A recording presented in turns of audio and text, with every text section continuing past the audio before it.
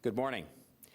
Throughout the pandemic, we have worked as a city to do everything we can to save lives, to stop the spread of COVID-19, and to protect our healthcare system.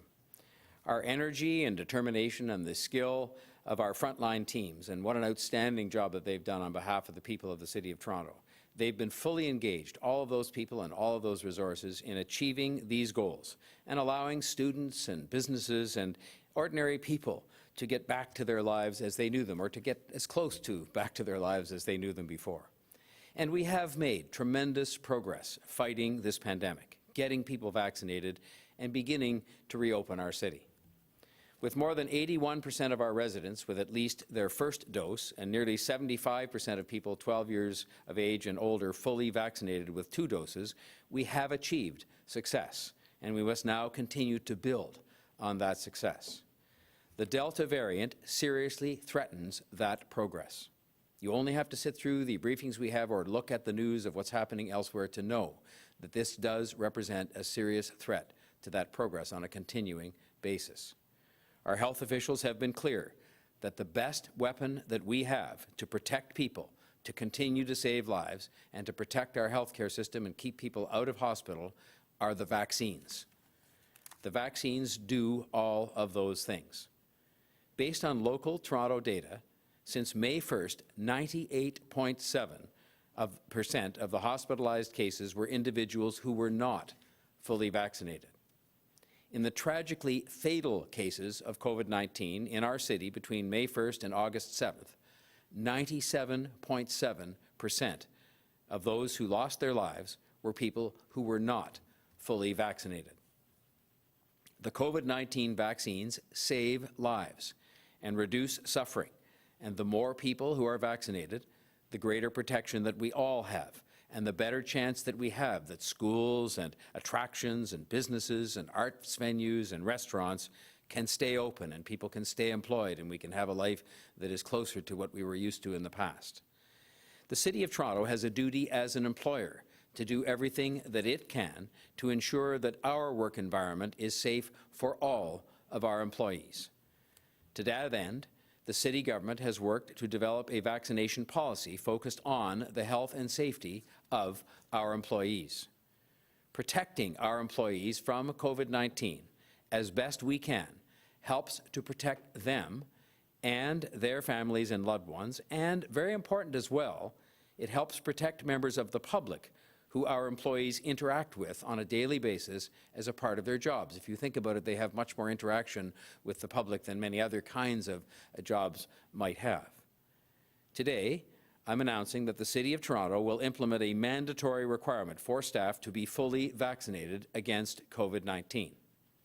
This is about protecting our entire broader workforce of approximately 37,660 employees, and ensuring that the City Government is best prepared to weather a fourth wave, and the Delta variant, to protect the public that we deal with every day, and in the process, to protect the delivery of vital public services, which has been a major focus of our City Government since the beginning of this pandemic, to protect the services that you rely on, as well as protecting the people who do that work for you, protecting each other and protecting the public that they interact with in the course of delivering those services. I have no doubt that the vast majority of our city employees, many of whom have been frontline heroes working throughout the pandemic doing this work that I've made reference to, I have no doubt the vast majority are already vaccinated. And I thank them for stepping forward and doing that, as so many other citizens of the City of Toronto residents have done. The mandatory vaccination policy the City will be implementing for its employees over the coming weeks will help us to determine who is vaccinated and who still needs to get vaccinated. There will also be time for employees to get the information they may need to help them to decide to get vaccinated and to better understand how it will help to protect them in the workplace and protect their loved ones, their fellow employees, and the public that we all serve. Our end goal is to encourage and persuade people to get vaccinated if they haven't already, so our city workplaces, which include many very public places, are as safe as possible for them and for the people we serve. Between the day after Labor Day and September the 13th, all city staff will be required to provide proof of vaccination. Unvaccinated staff, or those who prefer not to disclose their vaccination status, will be required to attend education sessions on the benefits of vaccination. These unvaccinated individuals will then need to provide proof of first dose no later than September 30th. Effective October 30th, it will be mandatory for all City of Toronto employees to have received both doses of a COVID-19 vaccine. This gives people the required time to get the 2 doses. This is about ensuring that the City of Toronto, your municipal government, funded with your tax dollars, which serves you, is doing everything it can to encourage vaccination and to protect our workers. The implementation timetable and the process, broadly outlined today, will ensure appropriate consultation with our collective bargaining partners and will help us to make sure that we get the details of the implementation right and do it in a way that allows for proper time. The City will comply with all of its human rights obligations and accommodate employees who are legally or medically entitled to accommodation. But this policy will make it clear that we will not let people who don't have a bona fide medical or human rights reason not to get vaccinated to put themselves, to put their co-workers, to put their entire workplace, and in some cases, members of the public, at risk. We just cannot afford to have that happen. That is a risk that we, as a responsible, fair, and caring employer, will not permit. I encourage all of our employees who aren't vaccinated and who are eligible to be vaccinated not to wait. There are literally city clinics open today where you can walk in without an appointment and get vaccinated. And I send the same message to members of the public not yet vaccinated. You can walk in to our clinics, which are open and ready to receive you and have the vaccines available to get you vaccinated as soon as possible. Please do the right thing, I say, both to our employees and to members of the public, and get vaccinated now. And if you've had 1 dose, please step up the time within the time periods that are provided for to get the 2nd dose as soon as possible. This will help to protect you. This will help to protect co-workers. It will help to protect loved ones. It will help to protect all of us.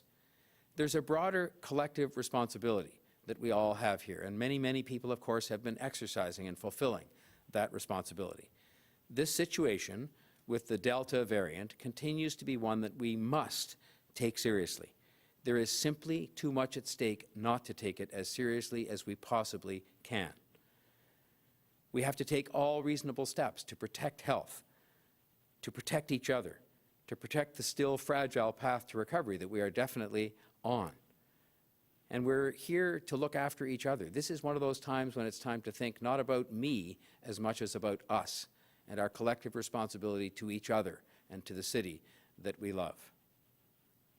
I'm now available to take your questions along with our city manager, Chris Murray, and Omo Akinton, the city's chief people officer, and we've worked very hard as a team to make sure we had all the advice and carefully thought about what we would be doing today vis-a-vis our own employees, and we've done that with great care because these are people we treasure. These are people who do a great job for you, the members of the public, each and every day when they come to work, and we want that to continue to be the case. We want them to be safe, we want them to be healthy, and we want them to be able to continue to deliver excellent public services to support you, the people that we all serve.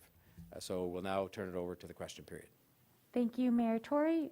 We will now open up the floor to questions. As a reminder, it's 1 question, 1 follow-up, and we will unmute you when it's your time.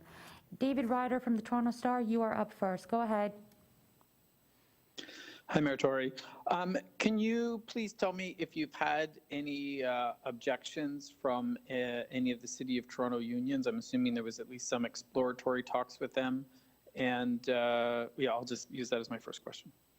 Well, they will speak for themselves, of course, but I will just say that we've had very constructive discussions with our collective bargaining partners, you know, it remains to be seen what they have to say with respect to the policy, and Omo may wish to comment on some of those discussions because she had more of those directly than did I. But I will just say that the discussions we've had with them have been constructive.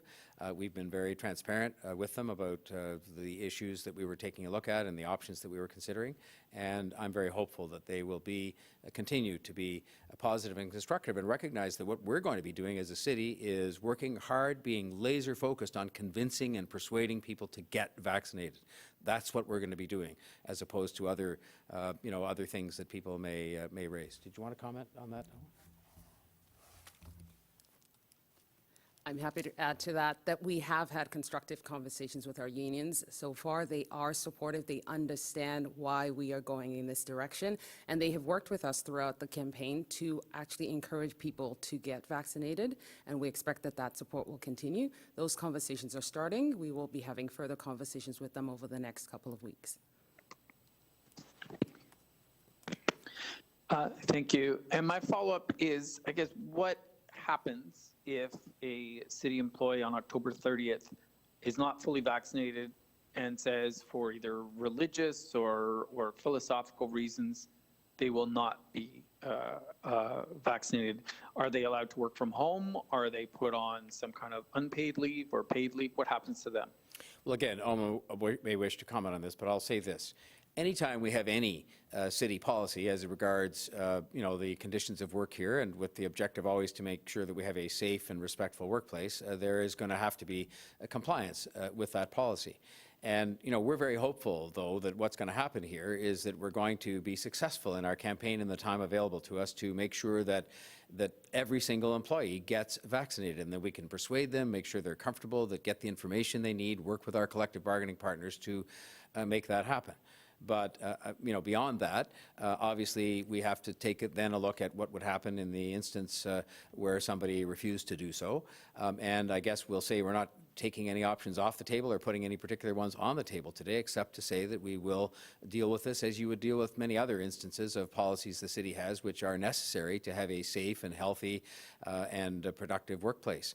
And we're going to have, though, in the meantime, an unrelenting focus, an unrelenting laser-like focus on persuading, informing, making people feel comfortable getting vaccinated, because we think that's the right result in the broadest sense to keep our workplace safe, to keep each other safe, and to keep the public safe who interact with our employees.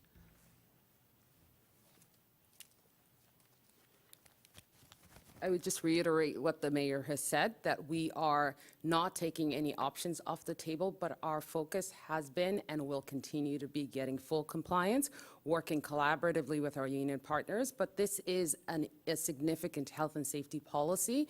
We, as an employer, will be working really hard to ensure compliance. And frankly, our staff have taken this pandemic very seriously all through and complied with all of the health and safety regulations that are in our workplaces currently. We expect that they will do the same with this policy. Thank you, David. Next up, we have... Lavin, just before, may I just say, David, you made allusion to one particular example there, and we didn't get into particular examples, and I won't, but I did mention in my remarks, of course, that we will be respectful as a city, as you'd expect we would be, of all of our human rights obligations and of respect for the medical exemptions that have been provided for by provincial guideline. Okay, thank you, David. And next up, we have Momin Qureshi from 680. Go ahead, Momin. Good morning, sir. Thanks for taking my question. I see here that not all city agencies are part of this policy, like the TTC and police. I just wanted to know, A, why are they not included in this policy? And B, that is obviously a significant swath of city employees that are not. What are you hoping happens there? It's only a matter, really, of proper, respectful governance. We've been in touch, of course, with those agencies, with the heads of those agencies, and indicated our strong wish, a strong desire to see them have a policy that follows suit with that employed by the City of Toronto.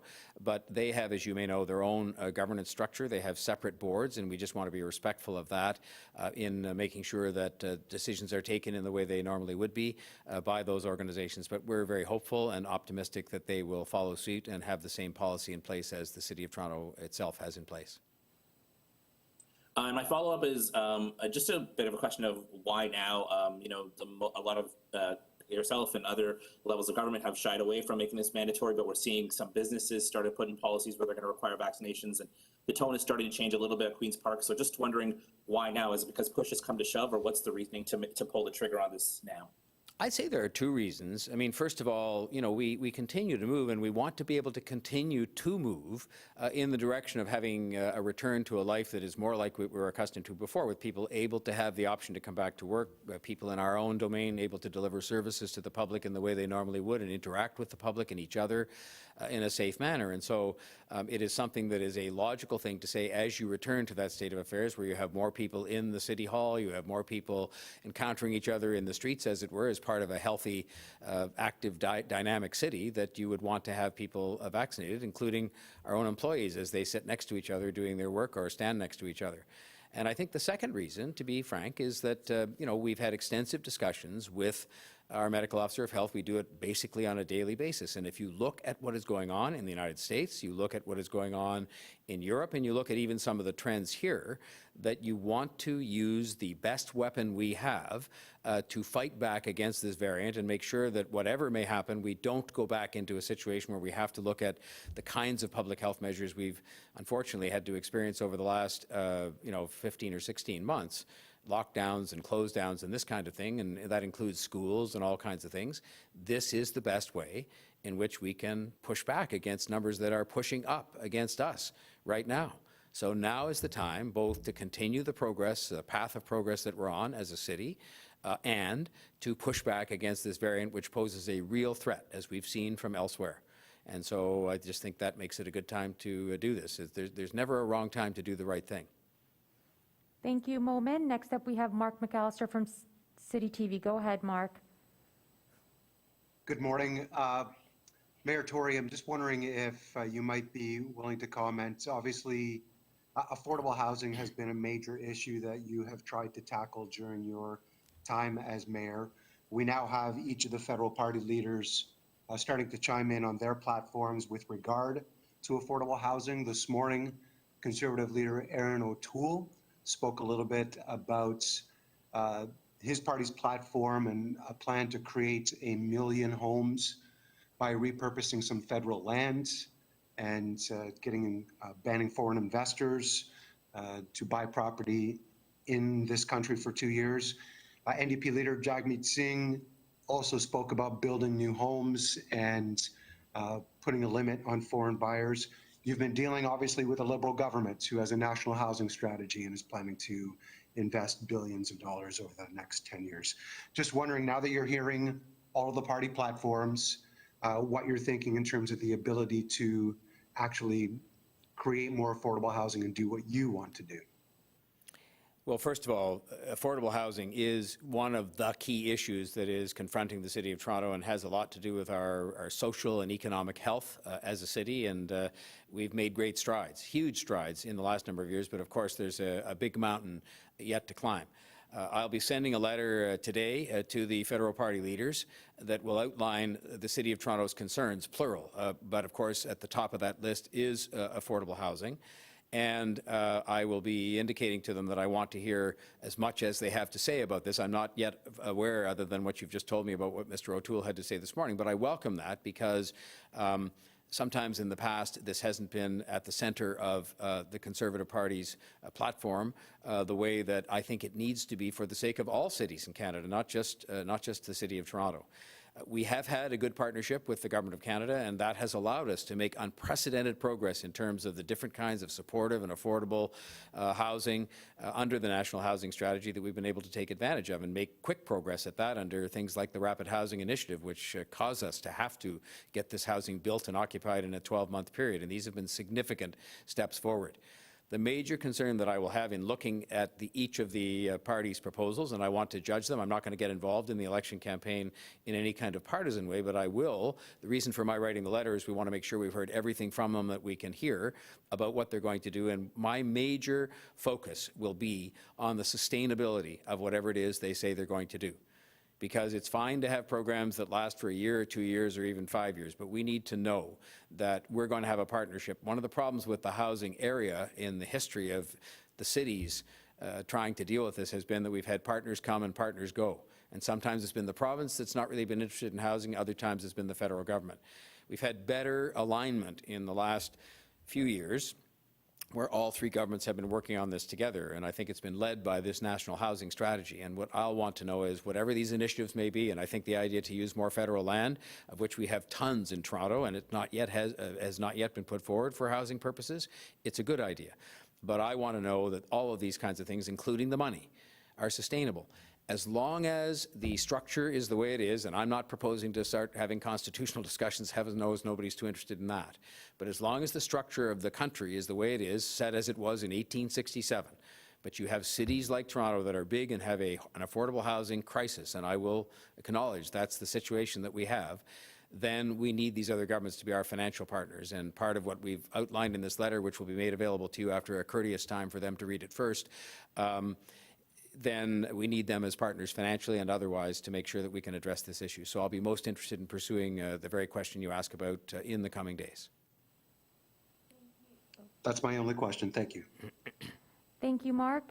Next up, Morgan Campbell from Global. Morgan, do you have a question? Thank you for taking my question. I just wanted you to comment, Mayor Tory, as to whether you are concerned that this may cause a divide within the workforce, vaccinated versus unvaccinated individuals. We're seeing that divide kind of unfolding in different organizations. UHN came out yesterday saying that they're considering putting people on unpaid leave if they are not fully vaccinated. Where do you stand on that, and are you concerned it could cause a divide between staff members? We are the kind of employer all the time, pandemic or not, who try to avoid at almost any cost, in terms of just working at persuading people to work together, to protect each other, to stand up for each other, to respect each other, and we will continue to adopt that approach as we have a laser-like focus on getting people vaccinated, persuading them, trying to help them overcome any hesitancy they may have.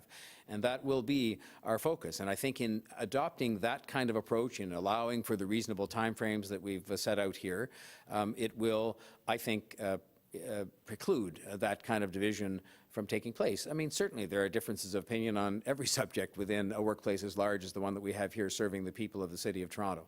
But we're going to be trying to avoid that. But at the same time, as is the case with any policy that you bring in vis-a-vis your employees and the safety of your workplace, there will be differences of opinions. There will be the possibility that people may choose not to comply with that, and we will deal with that when the time comes. But in the meantime, an unrelenting focus on a positive approach to saying to people, we want to persuade you that it is in the best interest of yourself, your fellow workers, the public, a safe workplace, that you should get vaccinated, and that we'll confront whatever else may come when we get there. But we're going to adopt that kind of approach because I think it's entirely consistent with the kind of employer that we are, to avoid that kind of division, to have the message come across that we are all in this together at the city. Our principal objective is to serve the public. We can only do that if we have a safe, healthy workplace, and that means that everybody has to be safe.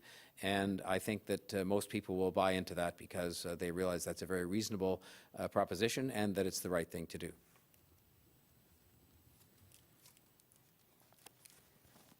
On that note, just to add that our expectation is that our staff will treat each other with respect. But then again, our goal is to get all our staff vaccinated and to encourage them to do so. So to that end, our hope is that at the end of this, come October 30th, we will not have an unvaccinated unvaccinated group, that we will have all our staff vaccinated except for those who have a human rights reason not to be vaccinated. And so that is the goal, and that is what we're going to be working towards, and we're not taking any option off the table, but that, like as the mayor has said, it will be our laser focus on getting to that end.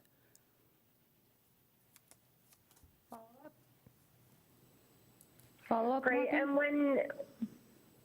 Great, thank you. When you say you are not taking anything off the table, Mayor Tory, can you explain exactly what that means? Are we talking about unpaid leaves similar to UHN?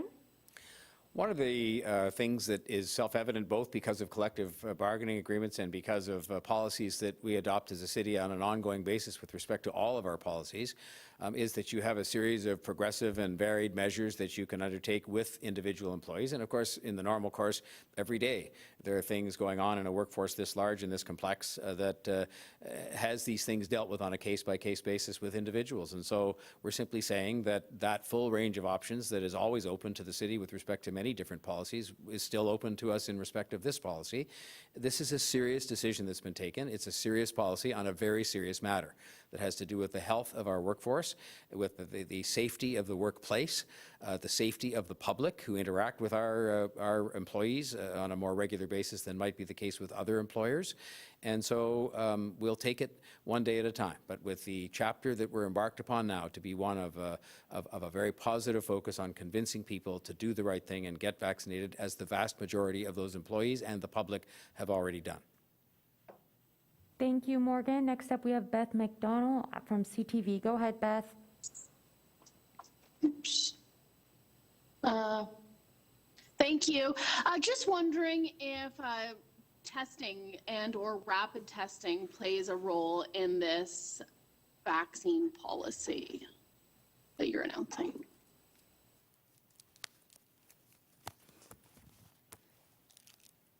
Thank you for that question. So, as we have said, our focus is on getting everybody vaccinated.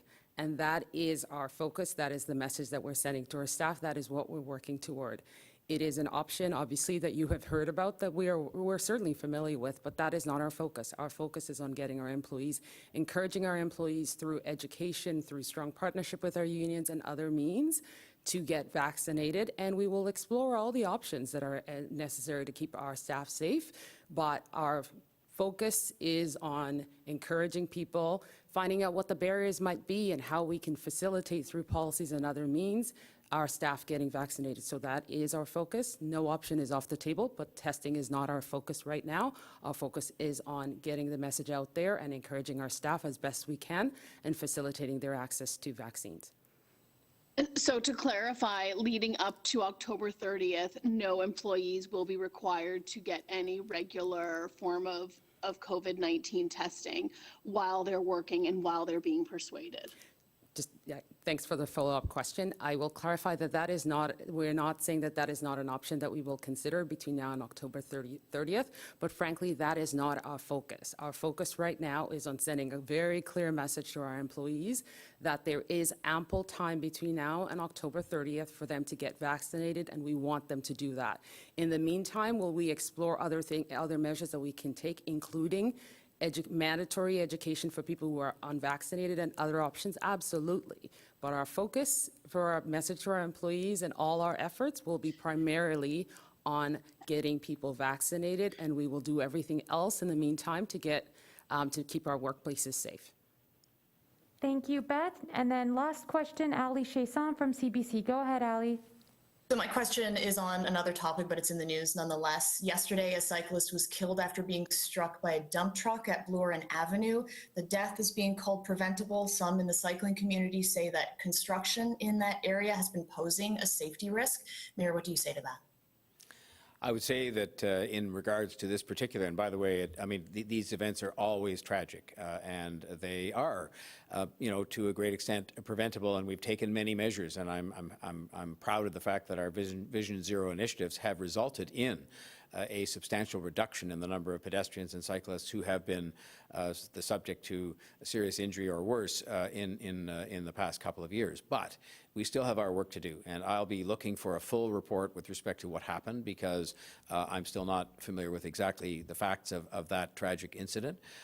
And we are constantly looking at things we can do with respect to construction areas, with respect to all of the different things that we're doing to make sure that cyclists and pedestrians can be safer and stop these kinds of things from happening. The Vision Zero objective is very clear, which is to get to zero tragedies of this kind or serious injury, and that includes the very complex and perplexing challenge of large vehicles, whether they be trucks, transit vehicles, and so on. They do pose a special challenge, and a special challenge in terms of keeping everybody safe. And we've got to keep looking at all of these things, as we will do. And I will certainly want to see what the facts of this particular tragedy are. But in the meantime, I extend my condolences to the family of the young person who is involved in this, and a commitment to take a look at the facts of this case and see what we could do better.